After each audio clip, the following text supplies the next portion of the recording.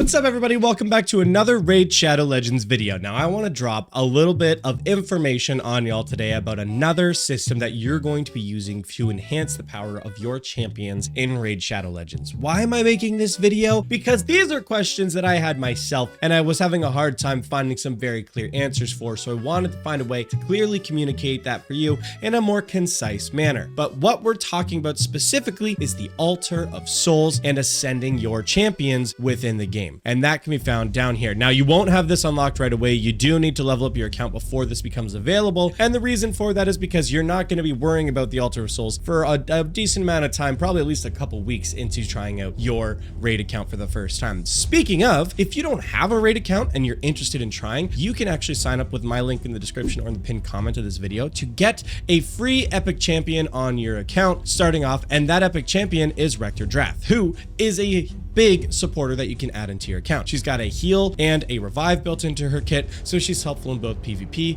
or PvE based content. She can really come in clutch. Now, I didn't have a healer early on in my game, and I would have definitely benefited from having a Rector Drath available for that. Now, if you also get up to level 15, which doesn't take that long, you know, you got to just play a little bit, you're going to get a second epic champion for free, and that is another support champion, Yugo, who excels even more in PvP based combat. On top of that, you're going to get 300,000 silver, some potions, and an XP barrel. That's going to be helpful for leveling up your new champions and getting your account up on the right foot. Definitely is a great benefit. Make sure that you are signing up using my link in the description or in the pinned comment of this video. Let's go in and talk a little bit more about the Altar of Souls. Now, what is the Altar of Souls? The Altar of Souls, kind of like the portal in the game, is where you're going to be able to use a variety of the currency, so either the Mortal Soul Stones, Immortal Soul Stones, or Eternal Soul Stones, to be pulling on souls for your champions. When you have a champion on your account that has been ascended, so for example, like my Alice that I have here, I have her ascended up to 5-star, or Kill, for example, who's ascended up to 6-star. After you have that, you can use souls in the Altar of Souls to awaken your champion to increase their stats. Now, this overall is going to provide an overall stat buff to the character, but it also unlocks an even more essential part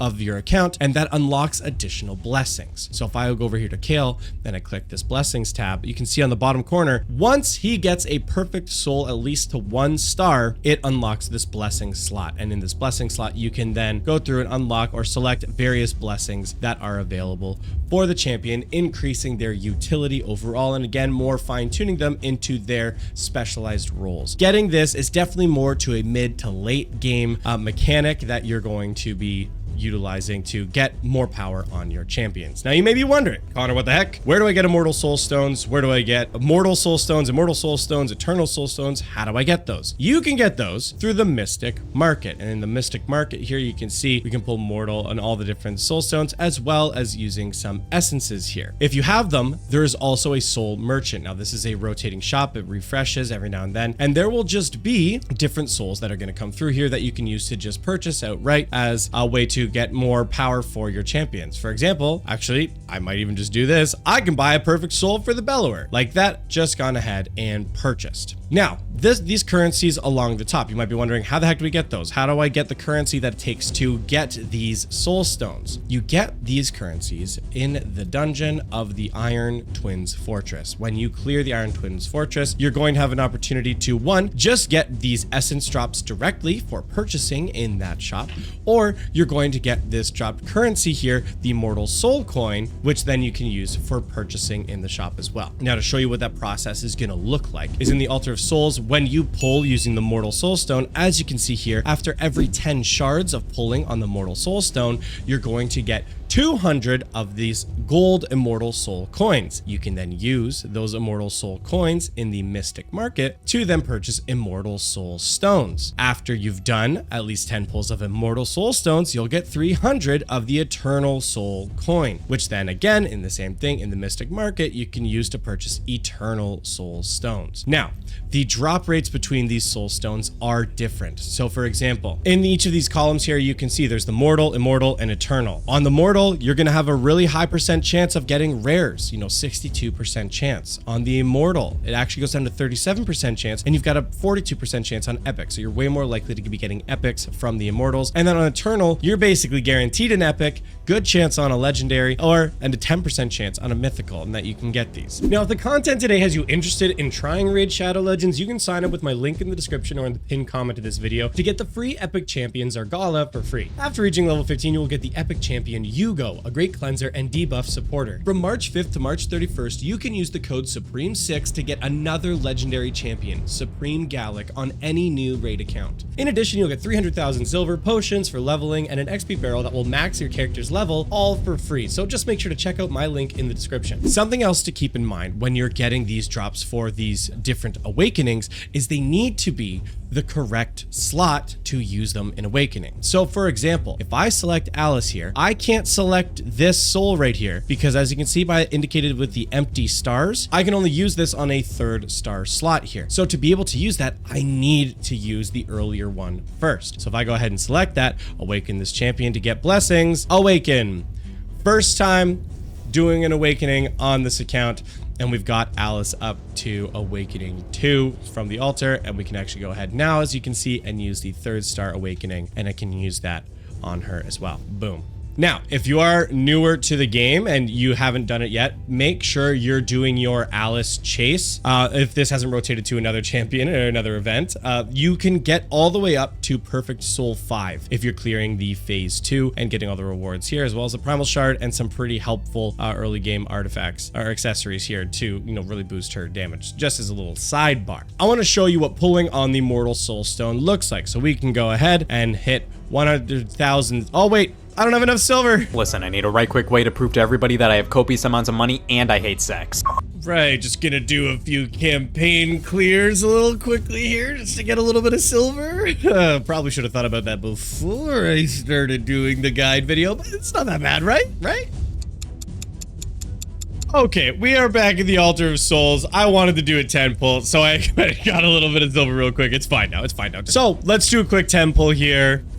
And check out our Mortal Soul Stones. Let's see what kind of luck we've got. Oh, we got a 3-star Burangiri. A Lazarius 3. Whoa. And one for Yugo. If you've got Yugo on your account, if you use my link in the description, that would be a soul 2 right there. It's nice that we've got quite a few of these rares that I've already got on my account. Like, for example, Blood Braid is one I'll be able to use there. I definitely have the Ordinator and the Anointed. I don't think I've got them leveled or anything. But as you can see here, this is what doing a nice 10 pull looks like. And even with the drop rates we got on the Mortal Soul Stones, we managed to get 2 epics and a mythical soul, which is crazy to me. One other thing you can do here is there is on the right hand side here this wish list. This wish list is going to allow you to pick a champion that you want an increased chance of drop rate for the souls for. So I actually only have 1 legendary on my account, so I can't select more legendaries. But you can also select epic and rare champions too. And that's why, for example, I've got Kale selected in here. I've got the Bellower selected in here. I think I'm gonna swap that champion out. I don't think I want you. I think I would rather Paragon, I think. Paragon's got some good utility, so I'm going to swap him in there instead. Now that we've done that, we can go ahead and collect our 200 gold currency here. We can go to the Mystic Market. And now you can see I've got 1,000 of this currency here, so I can purchase an Immortal Soul Stone from the shop. And then down in the Soul Stones, I could come in here and I could do another pull if I had another silver, but I don't. But I do have Awakenings now available here, so I can go ahead and throw in my Bellower, for example. Doesn't cost anything to actually use the soul. Nice little stat buff on my Bellower now as well. So as you can see, this is what overall operating the system looks like. Now, taking one last quick look here, back in here, now that we've got some of these Awakenings done, like I said before, we can come in here, we can select the blessings. So I can go through and choose which blessings I would like to bring in. Now, as you can see from the blessings here, it says 3-star because I do have a 3-star awakened here. Depending on the level of awakening, changes what the buff itself does. So for example, on the Indomitable Spirit,